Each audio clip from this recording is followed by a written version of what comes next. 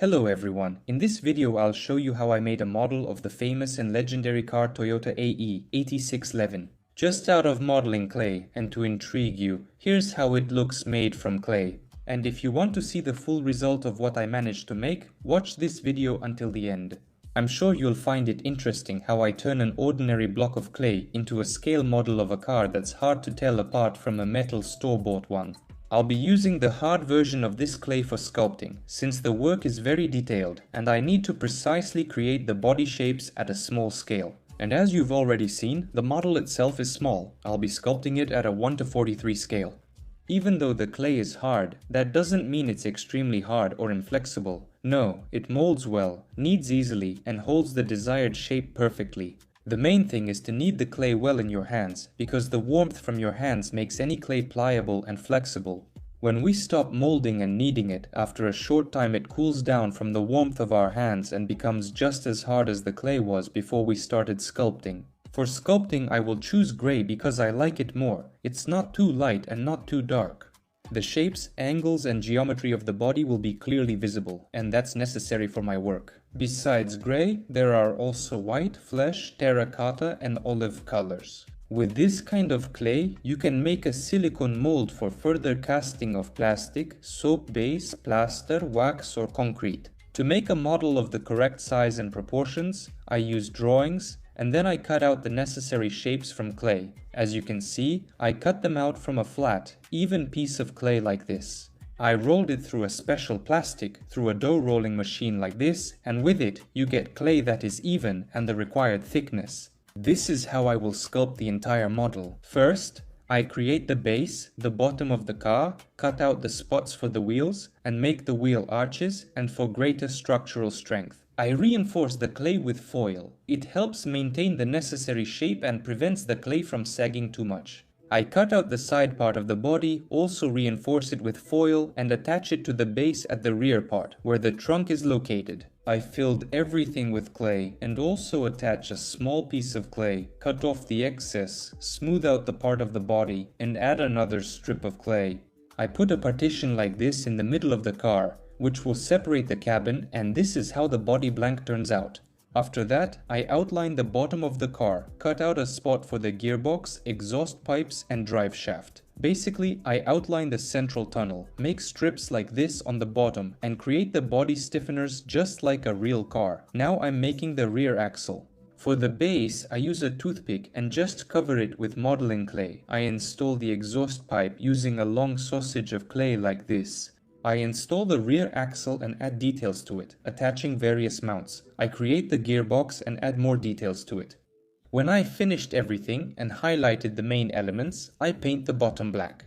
Next, I cut out another side panel of the body, but this time much thinner than the first part of the body. This is already the final layer, where I will highlight all these straight lines along the entire body. I place the car on this kind of stand so that I can hold the model by the stand and not damage the body. During the sculpting process itself, I take the blueprint, place it against the car, and trace the outline of the door so that everything is straight and precise. Next, I highlight the wheel arches by attaching these thin strips of modeling clay. Now I outline the bumper line and gradually work on the rear part of the car.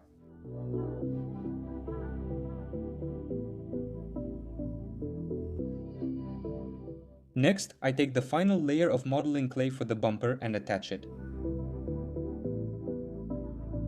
Well, now I start working on the interior. First, I sculpt the door panels, fit and attach them in place, install the rear row of seats, and then I make the dashboard. I cut it out from a piece of modeling clay like this, gradually trimming off the excess and shaping it as needed.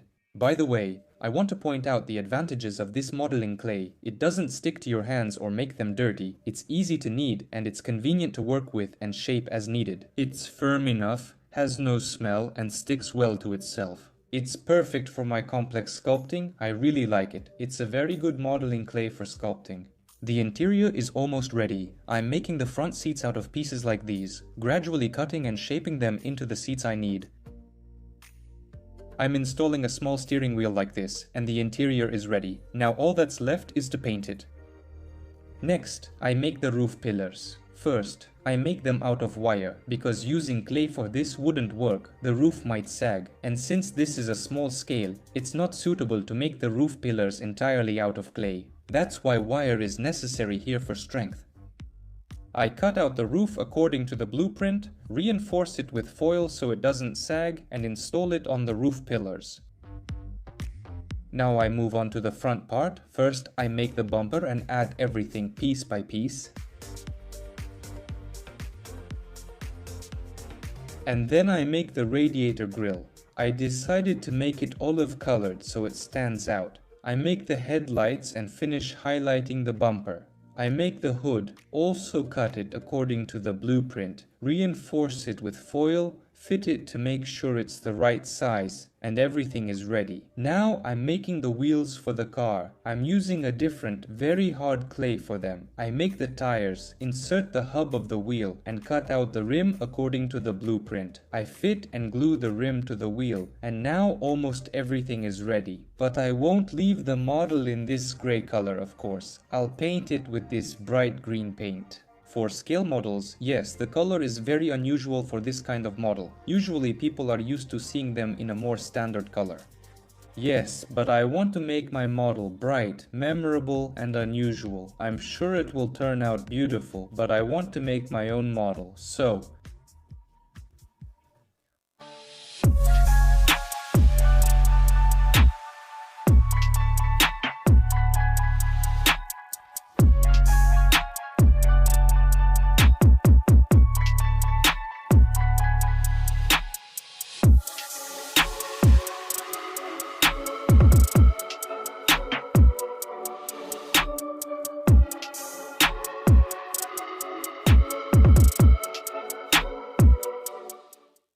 So, what do you think, guys? You see what you can make out of modeling clay? The result is just amazing. You wouldn't even guess that this car is made out of modeling clay. The model looks really beautiful, and it's all made from clay. Did you see the whole creation process? How it all started and how it turned into this model? You could easily take this work and show it at an exhibition. There would probably be a lot of large-scale models and surprised faces, I think.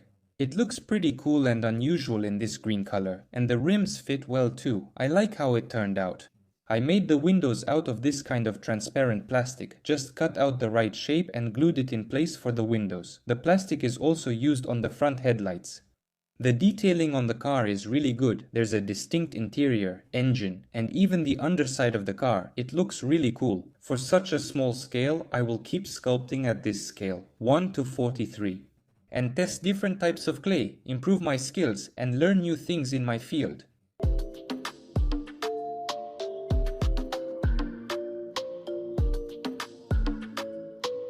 Another model is joining my collection and will stand next to this Nissan GDR 34, which I made entirely out of soft colored clay. By the way, since then, I've also coated it with clear varnish, so it can at least keep its shape and stand on the shelf without collecting dust.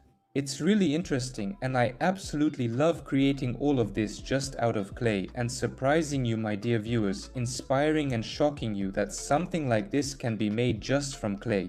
Thank you for watching my videos and for always being interested in my work, because I do all of this for you. See you in the next videos. Like, comment, and let me know what you think about my work. Subscribe to the channel if you're interested in my clay creations. Thank you for watching. Goodbye, everyone.